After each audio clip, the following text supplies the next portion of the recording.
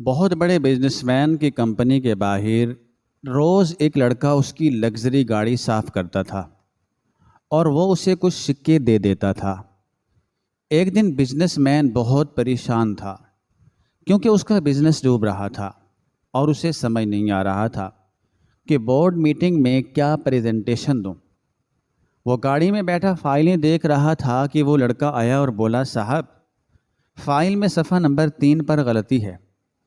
Business man نے حیرت سے اسے دیکھا اور جھڑک دیا کہ تم کیا جانو، لیکن جب اس نے غور کیا تو واقعی وہ ایک باریک تکنیکی غلطی تھی جو صرف ایک جینیس ہی پکڑ سکتا تھا۔ میں گاڑی سے باہر نکلا تو پتہ چلا کہ یہ لڑکا شہر کی مصروف ترین شاہراہ پر ٹریفک کا شور اور گاڑیوں کا دھواں ایک ایسا ماحول پیدا کر رہا تھا جس میں سانس لینا بھی محال معلوم ہوتا تھا۔ لیکن احمد صدیقی اپنی سیاہ رنگ کی چمچماتی ہوئی لگژری گاڑی کے ساؤنڈ پروف شیشوں اور ایئر کنڈیشنز کی ٹھنڈک میں اس بیرونی دنیا سے مکمل طور پر کٹا ہوا تھا۔ وہ شہر کا ایک نامور بزنس ٹائکون تھا جس کی کمپنی الفا گروپ اس وقت اپنی تاریخ کے بدترین بحران سے گزر رہی تھی۔ گاڑی کے نرم چمڑے کی سیٹ پر بیٹھے ہونے کے باوجود اسے یوں محسوس ہو رہا تھا جیسے وہ کانٹوں کی سیج پر لیٹا ہو، کیونکہ اس کا ذہن کاروباری اعداد و شمار اور گرتے ہوئے گراف کی بھول بھلائیوں میں بھٹک رہا تھا۔ اس کی نظریں اپنی گود میں رکھی ہوئی نیلی فائل پر جمی تھیں جس کی ہر صفحے پر کمپنی کی بربادی کی داستان رقم تھی۔ کل صبح ہونے والی بورڈ میٹنگ اس کی زندگی کا سب سے اہم موڑ ثابت ہونے والی تھی، جہاں اسے اپنے ان حریفوں کا سامنا کرنا تھا جو گدھوں کی طرح اس کی کمپنی کے دیوالیہ ہونے کا انتظار کر رہے تھے تاکہ وہ کوڑیوں کے بھاؤ اس کے خاندانی اثاثوں کو خرید سکیں۔ احمد جانتا تھا کہ اگر اس نے کل کی میٹنگ میں کوئی معجزہ نہ دکھایا تو اس کے والد کی زندگی بھر کی محنت مٹی میں مل جائے گی۔ وہ فائل کے صفحات پلٹ رہا تھا لیکن الفاظ اس کی آنکھوں کے سامنے ناچ رہے تھے اور ذہن کسی بھی چیز پر مرکوز کرنے سے قاصر تھا۔ اسی اثنا میں گاڑی ایک سگنل پر رکی اور باہر کی دنیا کی جھلک اس کے شیشے کے قریب آ گئی۔ یہ اس کا روز کا معمول تھا کہ جب بھی اس کی گاڑی دفتر کے قریب اس مخصوص چوک پر رکتی تو ایک لڑکا جس کے کپڑے میلے کچیلے ہوتے اور ہاتھوں میں ایک پرانا گندا کپڑا اور پانی کی بوتل ہوتی گاڑی کی طرف لپکتا۔ آج بھی وہی ہوا، وہ لڑکا جس کی عمر بمشکل 22 یا 23 سال ہوگی، لیکن چہرے پر وقت سے پہلے آئی ہوئی سنجیدگی اور آنکھوں میں ایک عجیب سی ویرانی تھی۔ تیزی سے آگے بڑھا اور بنا پوچھے گاڑی کا ونڈ اسکرین صاف کرنے لگا۔ احمد نے جھنجھلاہٹ میں سر اٹھا کر اسے دیکھا۔ اس لڑکے کا نام سعد تھا، مگر احمد کے لیے وہ صرف ان ہزاروں گمنام چہروں میں سے ایک تھا جو شہر کے فٹ پاتھوں پر رینگتے ہیں۔ احمد کو ہمیشہ اس بات سے کفت ہوتی تھی کہ یہ لوگ بنا اجازت گاڑی کو ہاتھ کیوں لگاتے ہیں، مگر پھر اپنی عادت کے مطابق اس نے ڈیش بورڈ سے کچھ سکے نکالے اور شیشہ ذرا سا نیچے کر کے باہر اچھال دیے۔ اس کا رویہ انتہائی ہتک آمیز تھا، جیسے وہ کسی انسان کو نہیں بلکہ کسی جانور کو خوراک ڈال رہا ہو۔ سعد نے سکے پکڑنے کے لیے ہاتھ نہیں بڑھایا بلکہ وہ خاموشی سے شیشہ صاف کرتا رہا۔ اس کے ہاتھ مشینی انداز میں چل رہے تھے مگر اس کی نگاہیں بار بار ونڈ اسکرین کے پار احمد کی گود میں رکھی کھلی فائل پر پڑ رہی تھی۔ احمد جو پہلے ہی شدید ذہنی دباؤ کا شکار تھا، اس لڑکے کی اس حرکت پر مزید چڑ گیا۔ اسے لگا کہ یہ لڑکا جان بوجھ کر دیر کر رہا ہے تاکہ اسے مزید پیسے مل سکیں۔ احمد نے غصے سے ہاتھ ہلایا کہ وہ چلا جائے، لیکن لڑکا اپنی جگہ پر جمع رہا۔ اچانک سعد نے صفائی روک دی اور جھک کر شیشے کے بالکل قریب آ گیا۔ احمد نے ناگواری سے شیشہ مزید نیچے کیا تاکہ اسے ڈانٹ کر بھگا سکے، لیکن اس سے پہلے کہ احمد کے منہ سے کوئی سخت لفظ نکلتا، سعد کی آواز اس کے کانوں میں پڑی، صاحب فائل کے تیسرے صفحے پر جو جدول بنا ہے اس میں نچلی لائن کے اعداد و شمار غلط ہیں۔ سعد کی آواز میں ایک عجیب سا ٹھہراؤ اور یقین تھا۔ احمد جو اسے جھڑکنے کے لیے تیار بیٹھا تھا ایک لمحے کے لیے سن ہو گیا۔ اسے اپنی سماعت پر یقین نہیں آیا۔ ایک سڑک چھاپ لڑکا جو گاڑیوں کے شیشے صاف کر کے پیٹ پالتا ہے، وہ ملک کی سب سے بڑی کمپنی کے مالک کو اس کی کانفیڈینشل کے بارے میں بتا رہا تھا۔ احمد کا غصہ جو پہلے ہی ابل رہا تھا پھٹ پڑا۔ تم کیا بکواس کر رہے ہو احمد؟ احمد نے دھاڑتے ہوئے کہا۔ تمہاری ہمت کیسے ہوئی میری فائل میں جھانکنے کی؟ 2 کے جاہل انسان، تم جانتے بھی ہو کہ یہ کیا ہے؟ یہ کوئی بچوں کی ڈرائنگ بک نہیں ہے، یہ کروڑوں کا حساب ہے۔ جاؤ اپنا کام کرو اور مجھے سکھانے کی کوشش مت کرنا۔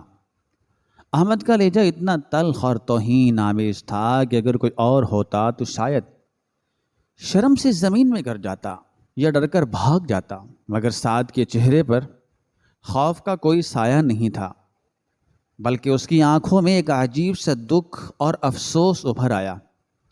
اس نے ایک گہری سانس لی اور انتہائی شائستگی سے بولا، سر میں جانتا ہوں کہ میں اپنی اوقات سے بڑھ کر بول رہا ہوں، لیکن یقین کیجیے صفحہ نمبر 3 پر جو منافع کا تخمینہ لگایا گیا ہے اس کا فارمولہ ایکسل شیٹ میں غلط لگا ہوا ہے۔ اگر آپ اسی حالت میں یہ فائل میٹنگ میں لے گئے تو وہاں موجود ماہرین فوراً اسے پکڑ لیں گے اور آپ کو بہت شرمندگی اٹھانی پڑے گی۔ میں نے بس اس لیے بتا دیا کہ آپ کا نقصان نہ ہو۔ اتنا کہہ کر سعد نے وہ سکے جو احمد نے پھینکے تھے زمین سے اٹھائے اور انہیں واپس احمد کی گاڑی کے اندر سیٹ پر رکھ دیا اور خاموشی سے پیچھے ہٹ گیا۔ سگنل سبز ہو چکا تھا اور پیچھے کھڑی گاڑیوں نے ہارن بجانا شروع کر دیے تھے۔ احمد نے غصے سے گاڑی کو گیئر میں ڈالا اور تیزی سے آگے بڑھا دیا۔ اس کا دل تیزی سے دھڑک رہا تھا اور ماتھے پر پسینہ آ گیا تھا۔ اس نے سوچا کہ ایک ایسا عجیب لڑکا تھا جس نے بھیک لینے سے انکار کر دیا اور الٹا اسے مشورہ دے کر چلا گیا۔ احمد کا دماغ بار بار اس لڑکے کی بات کی طرف جا رہا تھا۔ اس نے خود کو سمجھانے کی کوشش کی کہ ایک ان پڑھ لڑکا، ایک ان ایجوکیٹڈ لڑکا اتنی پیچیدہ مالیاتی رپورٹ کو کیسے سمجھ سکتا ہے؟ یہ محض ایک تکہ ہوگا، یا پھر وہ مجھے بے وقوف بنا کر پیسے بٹورنا چاہتا تھا۔ لیکن پھر سعد کی آنکھوں کا وہ یقین اور وہ تکنیکی الفاظ احمد کو بے چین کرنے لگے۔ وہ دفتر جانے کی بجائے گاڑی کو ایک سائٹ پر پارک کرنے پر مجبور ہو گیا۔ اس کے ہاتھ کانپ رہے تھے۔ جب اس نے دوبارہ وہ فائل اٹھائی، اس نے صفحہ نمبر 3 کھولا۔ پہلی نظر میں سب کچھ ٹھیک لگ رہا تھا۔ وہی اعداد و شمار تھے جو اس کے فینانس مینیجر نے تیار کیے تھے اور جن پر اس نے خود کئی بار نظر ثانی کی تھی۔ وہ خود پر ہنسا کہ میں بھی کتنا پاگل ہوں جو ایک سڑک چھاپ کی بات کو سنجیدگی سے لے رہا ہوں۔ لیکن پھر اس کی نظر سب سے نچلے کالم پر پڑی جہاں مجموعی منافع کا تناسب نکالا گیا تھا۔ احمد نے کیلکولیٹر نکالا اور دوبارہ سے حساب کرنا شروع کیا۔ جیسے جیسے وہ حساب کرتا گیا اس کے چہرے کا رنگ اڑتا گیا۔ اس کے ماتھے پر ٹھنڈے پسینے کے قطرے نمودار ہونے لگے۔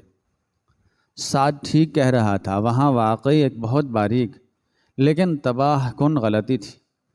فارمولے میں ایک چھوٹا سا اشاریہ غلط جگہ پر لگا ہوا تھا، جس کی وجہ سے منافع کا جو گراف اوپر جاتا دکھائی دے رہا تھا وہ در حقیقت کمپنی کو خسارے میں دکھا رہا تھا۔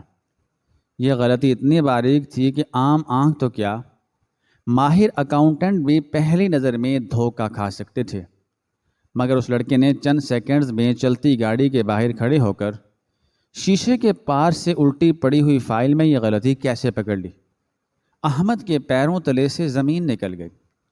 اگر وہ یہ پرزنٹیشن کل بورڈ کے سامنے پیش کر دیتا تو اس کے حریف اسے کچا چبا جاتے اور اس کی ساکھ ہمیشہ کے لیے خاک میں مل جاتی۔ اس لڑکے نے انجانے میں آج احمد کی زندگی بچا لی تھی۔ احمد کو اپنی بدتمیزی اور تکبر پر شدید شرمندگی ندامت محسوس ہوئی۔ اس نے سوچا کہ میں نے اس ہیرے کو پتھر سمجھ کر ٹھکرا دیا جس نے مجھے ڈوبنے سے بچایا۔ اسے فوراً احساس ہوا کہ وہ لڑکا کوئی عام بھکاری نہیں ہو سکتا۔ اتنی گہری تکنیکی سمجھ بوجھ اور اتنا تیز مشاہدہ کسی عام انسان کا نہیں ہو سکتا۔ احمد نے فوراً گاڑی یوں ٹرن کی اور واپس اسی سگنل کی طرف بھاگا۔ اس کا دل زور زور سے دھڑک رہا تھا۔ اسے ہر حال میں اس لڑکے کو ڈھونڈنا تھا، نہ صرف شکریہ ادا کرنے کے لیے بلکہ یہ جاننے کے لیے کہ آخر وہ کون ہے۔ جب وہ سگنل پر پہنچا تو وہاں گاڑیوں کا رش تھا، مگر وہ لڑکا وہاں موجود نہیں تھا۔ احمد گاڑی وہیں سڑک کنارے چھوڑ کر پاگلوں کی طرح باہر نکل آیا۔ اس نے قیمتی اطالوی جوتے پہنے ہوئے تھے اور گرم تپتی ہوئی سڑک اس کے پیروں کو جلا رہی تھی، لیکن اسے کوئی ہوش نہیں تھا۔ وہ فٹ پاتھ پر دوڑتا ہوا لوگوں سے پوچھ رہا تھا کہ کیا کسی نے یہاں گاڑی صاف کرنے والے اس لڑکے کو دیکھا ہے۔ لوگ اسے حیرت سے دیکھ رہے تھے کہ سوٹ بوٹ میں ملبوس ایک امیر کبیر رئیس آدمی فٹ پاتھ پر یوں کیوں مارا مارا پھر رہا ہے۔ کافی تلاش کے بعد ایک ریڑھی والے نے اشارہ کیا کہ وہ لڑکا شاید سامنے والے پارک میں بینچ پر بیٹھا ہے۔ احمد بھاگتا ہوا پارک میں داخل ہوا۔ وہاں ایک پرانے درخت کے نیچے بینچ پر ساز سر جھکائے بیٹھا تھا۔ اس کے ہاتھ میں وہی پرانا کپڑا تھا اور وہ شاید کچھ کھا رہا تھا یا پڑھ رہا تھا۔ احمد ہامتا ہوا اس کے قریب پہنچا۔ اس کے سانس پھولے ہوئے تھے اور ٹائی گردن میں پھنس رہی تھی۔ سعد، احمد نے بمشکل اس کا نام پکارا۔ لڑکے نے چونک کر سر اٹھایا۔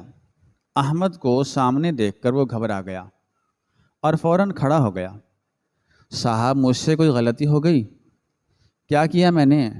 سعد شاید سمجھا کہ احمد اسے مزید ڈانٹے یا پولیس کے حوالے کرنے آیا ہے۔ نہیں نہیں سعد، احمد نے دونوں ہاتھ اٹھا کر اسے تسلی دی۔ میں تم سے معافی مانگنے آیا ہوں۔ تم نے جو کہا تھا وہ بالکل سچ تھا۔ وہاں واقعی غلطی تھی۔ تم نے آج مجھے تباہ ہونے سے بچا لیا۔ احمد کی آواز میں سچی ندامت تھی۔ سعد حیرت سے اسے دیکھنے لگا، جیسے اسے یقین نہ آ رہا ہو کہ یہ وہی مغرور شخص ہے جو تھوڑی دیر پہلے اسے جھڑک رہا تھا۔ احمد نے آگے بڑھ کر اس کے دونوں کندھے پکڑ لیے اور اس کی آنکھوں میں جھانکتے ہوئے پوچھا، مجھے سچ سچ بتاؤ، تم کون ہو؟ یہ کپڑے اور یہ حلیہ تمہاری حقیقت نہیں ہو سکتے۔ کوئی عام لڑکا اتنی باریک غلطی ایک نظر میں نہیں پکڑ سکتا، وہ بھی الٹا پڑھ کر۔ تم نے یہ سب کہاں سے سیکھا؟ سعد کی نظریں جھک گئیں۔ اس کے چہرے پر ایک کرب کی لہر دوڑ گئی، جیسے کسی نے پرانا زخم چھیڑ دیا ہو۔ وہ کچھ دیر خاموش رہا، پھر اس نے تلخ مسکراہٹ کے ساتھ سر اٹھایا اور احمد کی آنکھوں میں دیکھ کر بولا، صاحب، میں کوئی جینیس نہیں ہوں اور نہ ہی کوئی غیب کا علم جانتا ہوں۔ میں بس ان اعداد و شمار سے واقف ہوں کیونکہ میں ان کے ساتھ جیتا رہا ہوں۔ احمد کی حیرت بڑھتی جا رہی تھی۔ کیا مطلب؟ میں سمجھا نہیں۔ سعد نے گہرا سانس لیا اور اپنی جیب سے ایک مڑا توڑا پرانا آئی ڈی کارڈ نکال کر احمد کے ہاتھ میں تھما دیا۔ احمد نے کارڈ پر نظر ڈالی تو اس کے پیروں تلے سے زمین سی رک گئی۔ وہ کارڈ الفا گروپ یعنی احمد کی اپنی ہی کمپنی کا ملازمتی کارڈ تھا۔ اس پر سعد کی تصویر تھی اور عہدے کے خانے میں لکھا تھا، جونیئر ڈیٹا انالسٹ۔ احمد نے پھٹی پھٹی نظروں سے سعد کو دیکھا۔ تم میری کمپنی میں کام کرتے تھے، لیکن کیسے؟ مجھے کیوں نہیں پتا؟ سعد نے اپنی قمیض کی آستین سے ماتھے کا پسینہ پونچھا اور بولا، صاحب، آپ 7ویں منزل پر بیٹھتے ہیں اور ہم جیسے لوگ بیسمنٹ میں بنے کیوبیکلز میں کام کرتے ہیں۔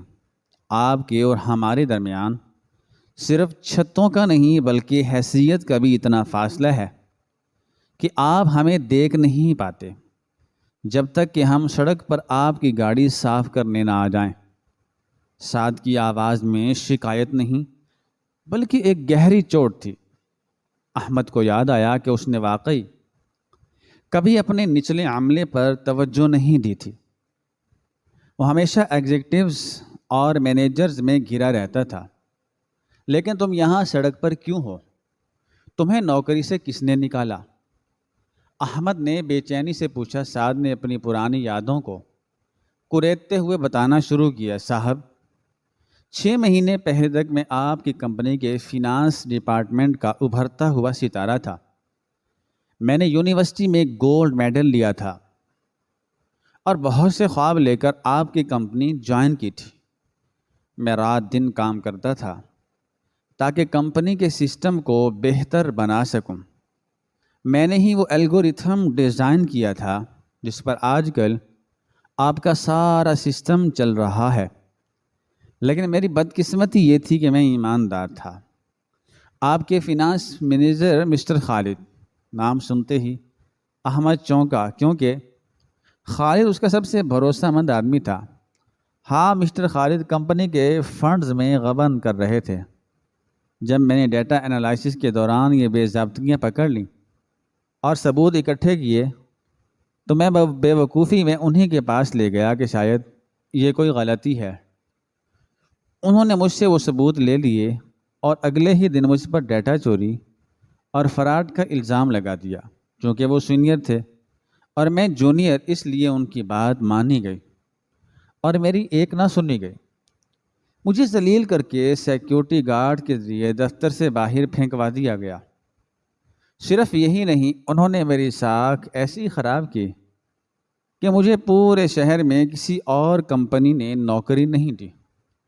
میرے والد کا انتقال ہو چکا تھا اور گھر میں بیمار ماں تھی۔ ان کے علاج اور گھر کا خرچ چلانے کے لیے میں نے اپنا لیپ ٹاپ، اپنی کتابیں اور گھر کا سامان تک بیچ دیا۔ جب کچھ نہ بچا تو میں نے یہ کپڑا اٹھا لیا۔ اب میں دن کو ان گاڑیوں کا شیشہ صاف کرتا ہوں جن میں بیٹھ کر کبھی میں آفس جایا کرتا تھا، اور رات کو فٹ پاتھ کی روشنی میں پرانے میگزین پڑھتا ہوں تاکہ میرا علم زنگ آلود نہ ہو جائے۔ سعد کی آواز بھر آ گئی تھی اور آنکھوں میں آنسو تیر رہے تھے۔ احمد سن ہو کر رہ گیا تھا۔ اسے یوں لگا جیسے کسی نے اسے زوردار تمانچہ مارا ہو۔ اس کی اپنی کمپنی میں اس کی ناک کے نیچے اتنا بڑا ظلم ہوا اور اسے خبر تک نہ ہوئی۔ ایک ایسا ذہین لڑکا جو اس کی کمپنی کا اثاثہ بن سکتا تھا، وہ آج اس کے کرپٹ نظام کی وجہ سے سڑک پر رول رہا تھا۔ احمد کو اپنے قیمتی سوٹ اور بڑی گاڑی پر گھن آنے لگی۔ اس نے محسوس کیا کہ اصل اندھا وہ خود تھا جو سب کچھ ہوتے ہوئے بھی کچھ نہ دیکھ سکا۔ وہ سعد کی ذہانت کا قائل ہو چکا تھا۔ یہ وہی لڑکا تھا جو اس ڈوبتی ہوئی کشتی کو پار لگا سکتا تھا۔ احمد کی آنکھوں میں ایک نیا عزم جاگا۔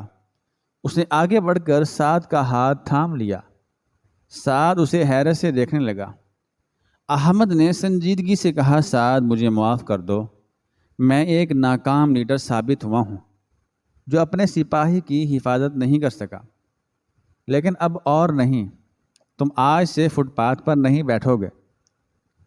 کل کی میٹنگ میں صرف میں نہیں جاؤں گا بلکہ تم میرے ساتھ جاؤ گے۔ سعد ہڑبڑا گیا۔ صاحب، میں وہاں کیا کروں گا؟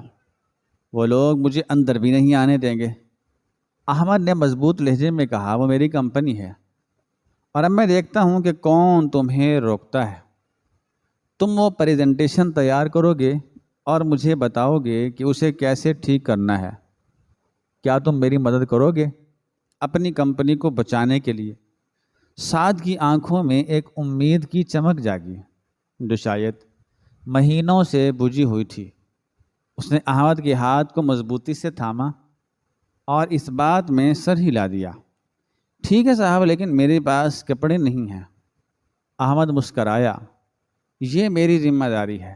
چلو اٹھو، ہمارے پاس وقت بہت کم ہے اور کام بہت زیادہ ہے۔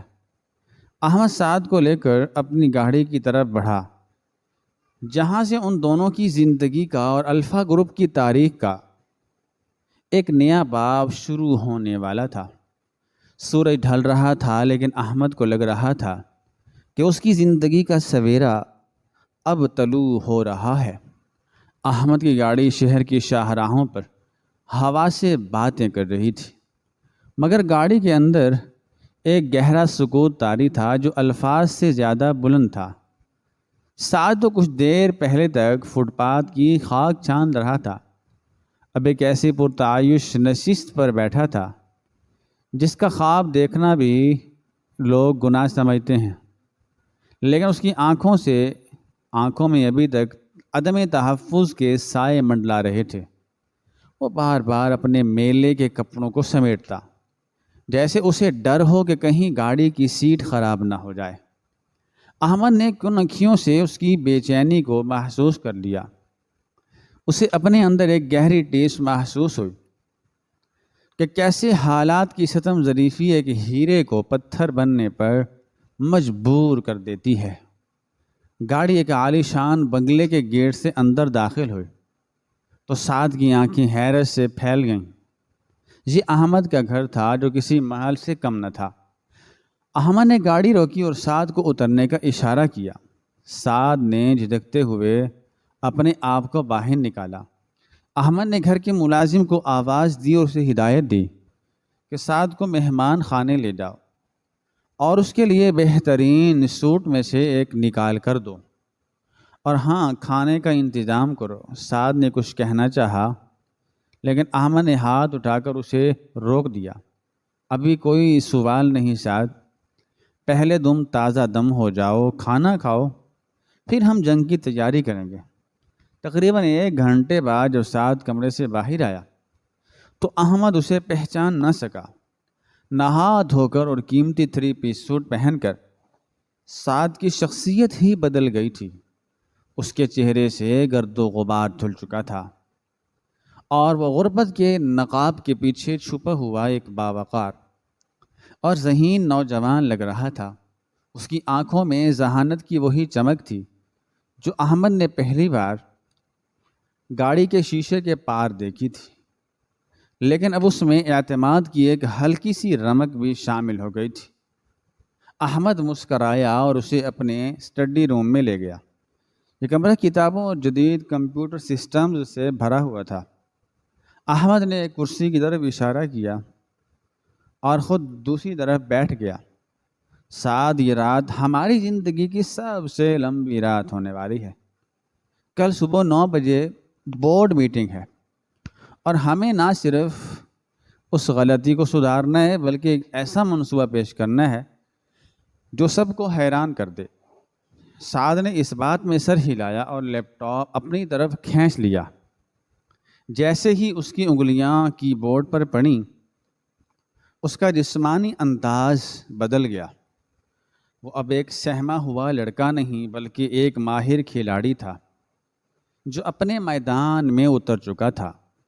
کام شروع ہوا تو وقت کا احساس مٹ گیا۔ سعد نے سب سے پہلے اس فائل کو کھولا اور احمد کو دکھایا کہ یہ غلطی کہاں تھی۔ سر، یہ دیکھیں، یہ محض ٹائپنگ کی غلطی نہیں ہے۔ سعد کی آواز سنجیدہ تھی۔ احمد نے جھک کر اسکرین پر دیکھا۔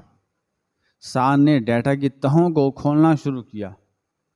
یہ فارمولہ جان بوجھ کر چھیڑا گیا ہے۔ اگر آپ پچھلے مہینے کی بیک اپ فائل دیکھیں تو سب ٹھیک تھا، لیکن کل رات 2 بجے سسٹم میں لاگ ان ہو کر اس مخصوص سیل کو تبدیل کیا گیا ہے۔ احمد کی آنکھیں غصے سے سرخ ہو گئیں۔ اس کا مطلب یہ ہے کہ یہ سازش تھی تاکہ میں میٹنگ میں ذلیل ہو جاؤں۔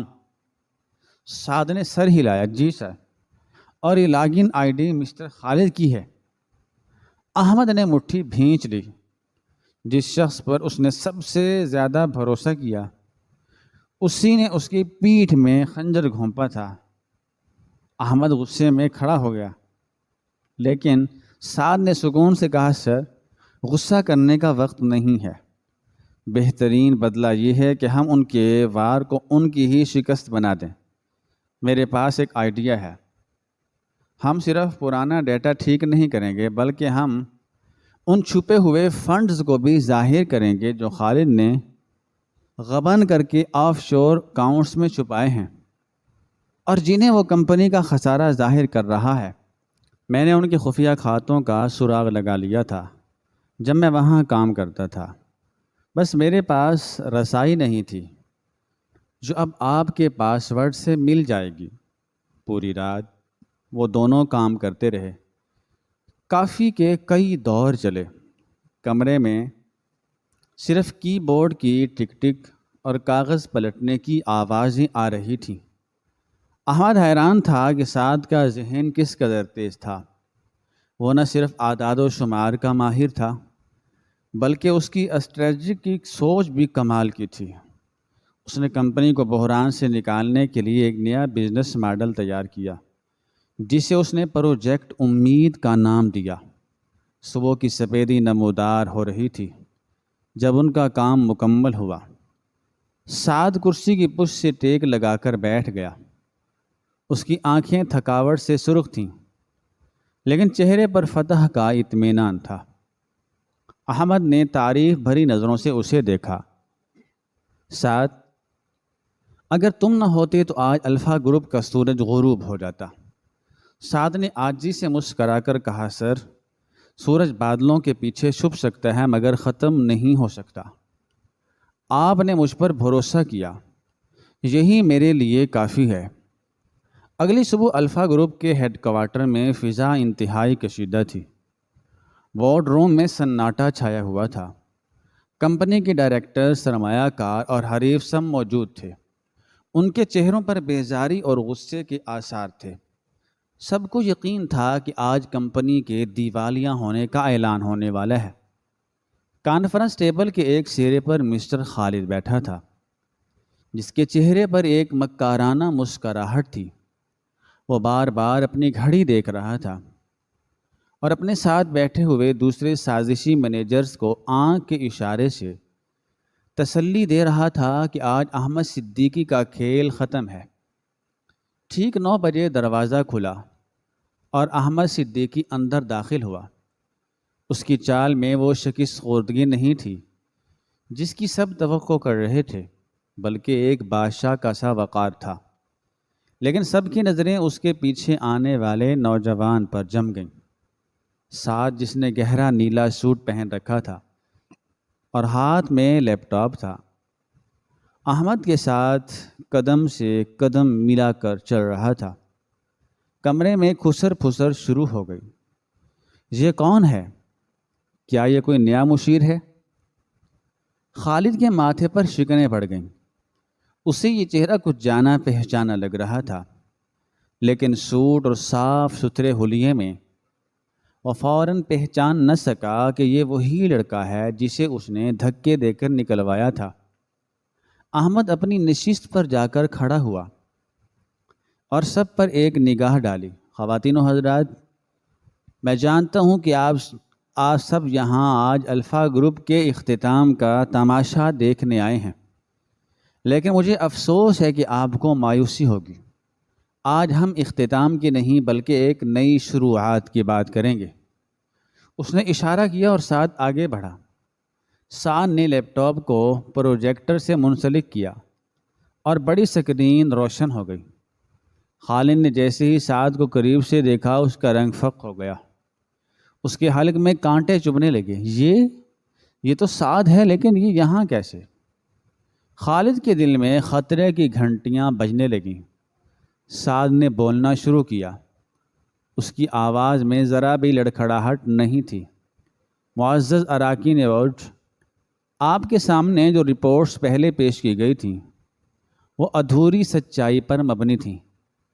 آج میں آپ کو وہ تصویر دکھاؤں گا جو اعداد و شمار کے پردے میں چھپائی گئی تھی۔ سعد نے اگلی سلائیڈ چلائی۔ اس میں وہ غلطی نمایاں کی گئی تھی جو احمد کی فائل میں تھی۔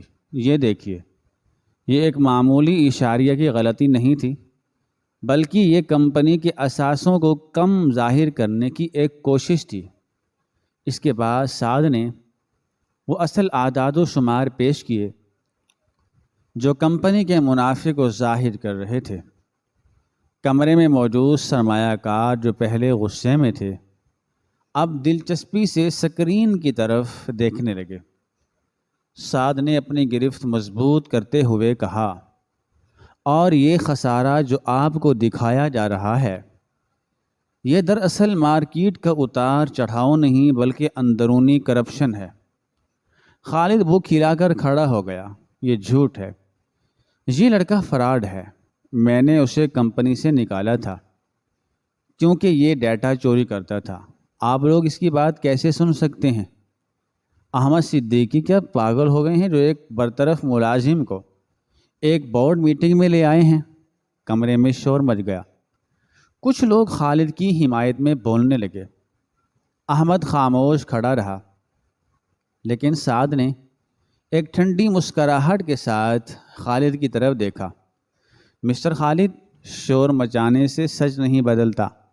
اگر میں فراڈ ہوں تو کیا آپ وضاحت کریں گے کہ کل رات 2:45 پر آپ کے ذاتی لیپ ٹاپ سے مین سرور میں لاگ ان کر کے فائل نمبر 302 میں تبدیلی کیوں کی گئی؟ سعد نے ایک کلک کیا اور اسکرین پر سرور کے لاگز نمودار ہو گئے۔ وہاں صاف صاف خالد کا یوزر نیم، وقت اور وہ آئی پی ایڈریس لکھا تھا جو اس کے گھر کا تھا۔ کمرے میں موت کا سناٹا چھا گیا۔ خالد کا چہرہ پسینے سے شرابور ہو گیا۔ وہ کچھ بولنا چاہتا تھا مگر الفاظ اس کے حلق میں پھنس گئے۔ سعد نے وار جاری رکھا، اور صرف یہی نہیں مسٹر خالد، یہ رہی ان اکاؤنٹس کی تفصیلات جن میں پچھلے 6 ماہ کے دوران کمپنی کے فنڈز منتقل کیے گئے۔ سعد نے اگلی سلائیڈ پر بینک ٹرانزیکشنز کا پورا چارٹ کھول دیا۔ ہر ٹرانزیکشن کے آگے خالد اور اس کے ساتھیوں کے نام خفیہ کوڈز میں لکھے تھے جنہیں سعد نے ڈی کوڈ کر دیا تھا۔ بورڈ کے ممبران حیرت اور غصے سے خالد کو دیکھنے لگے۔ کھیل پلٹ چکا تھا، شکاری اب شکار بن چکا تھا۔ چیئرمین بورڈ نے غصے سے میز پر ہاتھ مارا۔ سیکیورٹی، مسٹر خالد اور ان کی ٹیم کو ابھی اسی وقت حراست میں لے لیا جائے اور پولیس کو بلایا جائے۔ 2 سیکیورٹی گارڈز اندر داخل ہوئے اور خالد کو بازوں سے پکڑ لیا۔ جاتے جاتے خالد نے نفرت بھری نظروں سے سعد کو دیکھا، لیکن سعد نے نظریں جھکانے کی بجائے فخر سے اس کا سامنا کیا۔ خالد کو گھسیٹتے ہوئے باہر لے جایا گیا۔ احمد نے دوبارہ مائک سنبھالا۔ خواتین و حضرات، یہ ہے وہ سچائی جو آپ سے چھپائی گئی، اور یہ سچائی میرے اس قابل ساتھی سعد نے بے نقاب کی ہے جسے ہمارے ہی سسٹم نے مسترد کر دیا تھا۔ الفا گروپ اب صرف منافع نہیں کمائے گا بلکہ انصاف بھی کرے گا۔ میں آج اعلان کرتا ہوں کہ سعد کو نہ صرف اس کا عہدہ واپس دیا جاتا ہے بلکہ اسے کمپنی کا نیا چیف اسٹریٹجی آفیسر مقرر کیا جاتا ہے۔ پورا حال تالیوں کی گونج سے بھر گیا۔ لوگ اپنی نشستوں سے کھڑے ہو کر احمد اور سعد کو خراج تحسین پیش کر رہے تھے۔ سعد کی آنکھوں میں آنسو آ گئے۔ یہ آنسو دکھ کے نہیں بلکہ فتح اور شکر گزاری کے تھے۔